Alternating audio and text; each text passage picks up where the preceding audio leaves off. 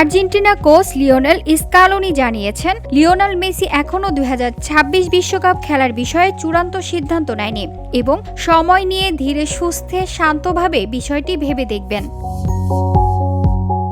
গত 4 সেপ্টেম্বর ভেনেজুয়েলার বিপক্ষে লাতিন আমেরিকা বিশ্বকাপ বাছাই পর্বে আর্জেন্টিনার জার্সিতে বুয়েন্স আয়ার্সের এস্তাদিও মনুমেন্টালে 3-0 ব্যবধানে জয়ের ম্যাচটি ছিল মেসির দেশের হয়ে শেষ কোনো আনুষ্ঠানিক ম্যাচ।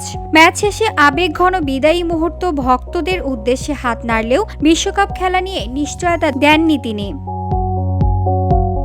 মেসি বলেছেন, আমি প্রতিদিন নিজের অনুভূতি অনুযায়ী এগোই। যখন ভালো লাগবে তখন খেলবো, উপভোগ করব, কিন্তু যখন ভালো লাগবে না তখন জোর করে থাকতে চাই না। তাই এখনো সিদ্ধান্ত নেইনি। এই মৌসুম শেষ করে তারপর প্রাক মৌসুম প্রস্তুতি শেষে দেখব কেমন লাগে। আশা করি 2026 সালের প্রাক মৌসুম ভালো লাগবে।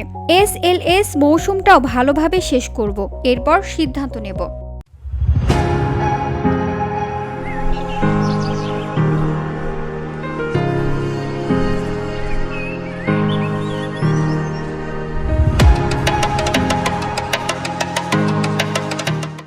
মেসি বলেন, আমি ও স্কালোনি আলোচনা করে ঠিক করেছি যে এখন বিশ্রামই ভালো। ইকুয়েডরে ভ্রমণ না করে চোট থেকে সেরে ওঠার মনোযোগ দিচ্ছি। সামনে MLS জয়ের লক্ষ্য আছে। অক্টোবর মাসে একটি প্রীতি ম্যাচ আছে, তখন আবার দলের সঙ্গে দেখা হবে।